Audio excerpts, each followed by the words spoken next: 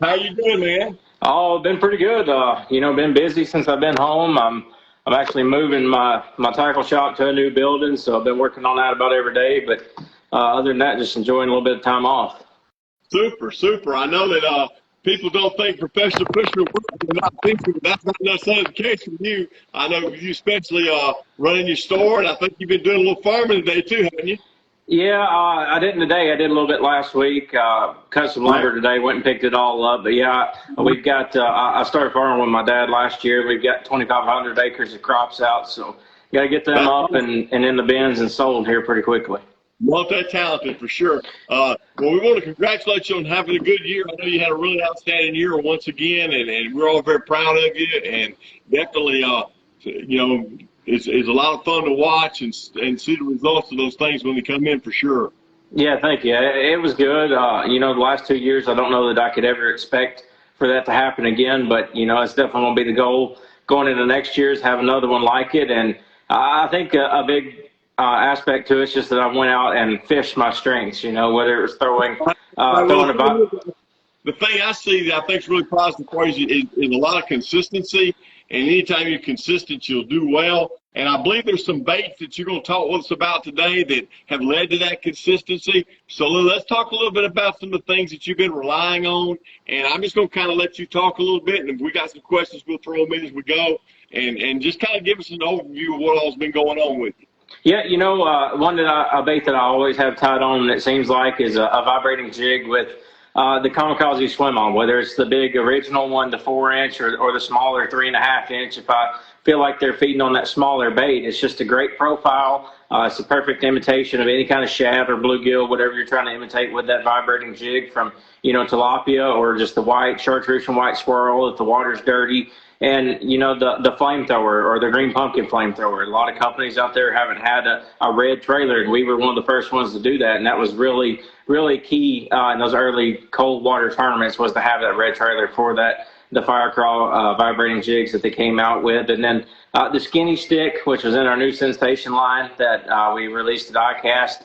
That was a bait that I'd been working on with them for quite a while, and I wanted it to be something that you could do everything with. And I'm pretty sure I weighed a bass in on it at some point throughout the year, doing everything with it, whether it was a drop shot, shaky head, or a Nico rig. And just whatever application that you want to, I've got that in my boat that I can get that one pack of worms out, whether it's, a Vegas flash color. That's one of my favorites for a little bit dirtier water. The smoke black purple for the cleaner water, or just the tilapia, of course, again. So those two baits really propelled my season this year, I would say, to the level that I've been fishing at. Well, I knew that you liked that skinny stick a lot, and I think that you've had a lot of success on it. And let's talk a little bit about that scent. You mentioned the sensation. Do you tell me your feelings on that scent? Do you think that the fish bite it better because it has that scent infused in it? Yeah, absolutely. And I think kind of to begin with, everybody thought that was just a smallmouth deal, but I think no matter what species that you're fishing for, that's going to make an impact. And when I took some up to Champlain this year, when we had the final versions packed up and everything, I took one out, laid it on the step of my boat, and didn't touch it for the rest of the day. I just want to see how long the scent lasted out in the wide open, just out in the air. And it smelled the same at the end of the practice day as it did when I first laid it out when I got into the boat. So it's really strong, maintains the scent very well, and that's also a thing to me, is you don't have to keep spraying a spray on it or putting some additive on it. It's all built in the plastic, and it's going to last for as long as your bait lasts. Yeah, I agree with that. I had a bag here not long ago. I kept it, and it even I opened it up yesterday, and it still has a lot of smell to it. So I think that's a key, and anglers need to know that that's infused in it. That it's not poured on it. So that's not something that's going to leach out of it, and I think that's important for sure. So anyway, talk a little bit more about that swim on. I think that was pretty neat. Do you like to fish? You said you like to fish the darker colors in the darker water. So is that one of your theories?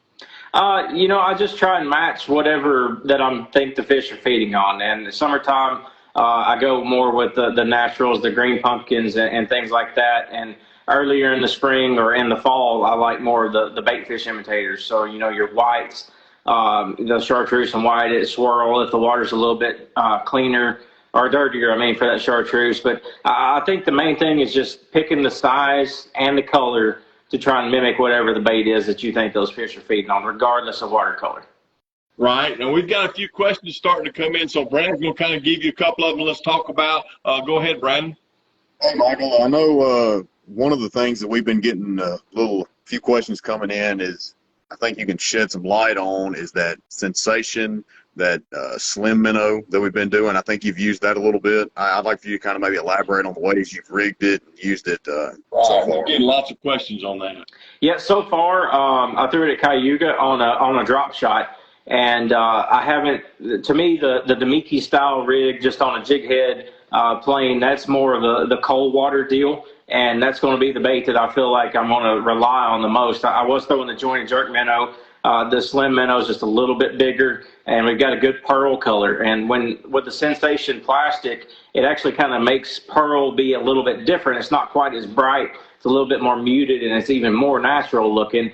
And I think those fish in that cleaner water are not going to get quite as good a look at it. And when they've got that scent trail coming off of it, a lot of those fish that just want to chase it, they're going to come bite it. So to me, the three ways that I would rig it: one on a jig head and just either cast it to suspended fish, drop it straight down on a drop shot if you're wanting to fish more of a minnow imitating style bait on the bottom, or on something like a scrounger or a fish head spin if you're wanting something to throw and wind on a casting rod up there up in the water column.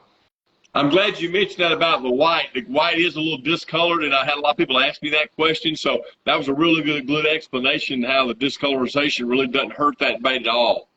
No, it's good. And, we've got some other great bait fish imitating colors in it, too. One of them's got a black back and a little bit of silvery type belly, and I feel like darker days, those cloudier days, even in that super clean water, that's going to be a great color also. Definitely. So let's see. I transition off that one, and I know a question that you probably get a lot of times. One of our viewers tuned in and said, "What is the best way that you like to break down new water?" I know, and maybe baits that you like to use when doing that. I know that's really important to you, and so maybe you can elaborate. Yeah, I think a lot of guys, when they go to a new lake, they try and get too spread out. They try and fish too much of the lake. You want to go up in the river and spend a day in the middle section, spend a day down by the dam. But to me, it seems like I do better if I pick one section of the lake that I feel like I can go fish the way I want to fish, break it down, and figure out how to catch those fish inside that one area. Something I just talked about the other day on another show was you want to put the trolling motor down in practice and keep it down as long as you can stay sane and keep going, and just watch it where you get the bites. If you're picking the trolling motor up constantly and, running, trying the back of this pocket, the mouth of this one, you're going to miss something. And when you start getting bites in the same locations, then you can start running that pattern. But until you have enough trolling motor time where you've covered enough water, where you've gotten 2 or 3 bites on the same type thing, on the same baits or same depth range, then you can start running with that. And one to me that always, again, we just talked about it, but a vibrating jig, you can cover anything from laydowns, skipping docks, fishing riprap, or fishing grass. And that's probably my number one go-to. And then the second one's going to be a drop shot. If it's a situation where I feel like the fish are more on the bottom, not wanting to feed, and you can do it anyway from, throwing it at fish with forward-facing sonar, or just on points, around dock posts, around anything, brush piles, just a super versatile, super weedless bait. And, the skinny stick or the cliffhanger is a great go-to for that. That's good. That's good. Definitely. Let's see. This one might just be a shorter one to throw in there, and I think Les has got maybe a different answer. Is maybe what's your favorite lake in Texas? Favorite Texas lake? I've not done really great on any of them, but I won there earlier this year, so I got to say Sam Rayburn. Okay. No doubt. And Les, do you think yours is going to be what now? For sure, but I've been to both. They're both good lakes now. Let's see. One of our users he keeps asking us questions all the time. He named Cantus Fishing. He wants to know if you had to pick one bait, maybe to use not necessarily forever, but all the time, and what color and maybe why. That's maybe 3 parts to that That's one. a really good question. If I just had to pick one, I would say I'm going to cheat a little bit and say that you could use it as a jig trailer, vibrating jig trailer, and things like that, but it'd be a fighting frog. I mean, you've seen what Drew Cook's done it during the spawning season. You can Carolina rig it. You can fish it on a swing head. You can fish it on the back of a jig. You could turn it up and fish it just like a swim on. It just wouldn't have the joints in it, but fighting frog for me. And one color, you know, anytime anybody asks me that, it's going to be tilapia. You got green pumpkin, purple, and blue flake. It's always hard to beat. Yep, I guarantee. I like that. That's a good answer. I know a popular one for sure, especially with Les. I think he agrees. That's his favorite bait of all of them. Tilapia, he was told, no doubt.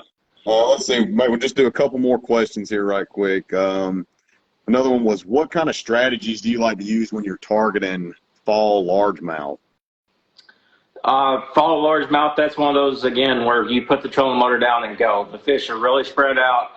They're not going to be in the fronts. Most of the fish are going to be in the backs, but you're still going to have a lot on the sides of the pockets or the sides of the grass lines. And just putting the trolling motor down, you know, throwing something like a tour toad or a tour toad with a buzz bait, and just burning a lot of water. Topwater is great that time of year. That's probably going to be my #1 search bait, is to throw that. And then when I find some fish or see some fish actively chasing, then you can slow down, throw other baits, but churn and burn.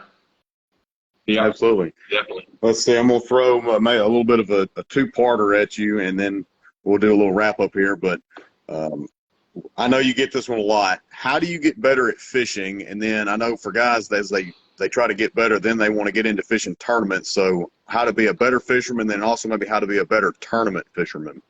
Better fisherman is just time on the water. There's no substitute for that, and that's really into a tournament angler as well. But I would say if you're wanting to break it down more into just a better angler, is be more versatile. And you have to put every other rod, leave it at home, and take a flipping stick. Next time you go out, leave every other rod, take a crankbait rod, and just get in tune with 3 or 4 different techniques that you really feel like you can apply to any body of water you're fishing, or if you're traveling, you know, some of the ones that you see that are constantly used. And for the tournament side, I would say you have to be able to trust your instincts, trust your gut. And when it tells you to do something, don't second guess it. And that was something I struggled with early in my career, was I felt like I needed to be doing something different.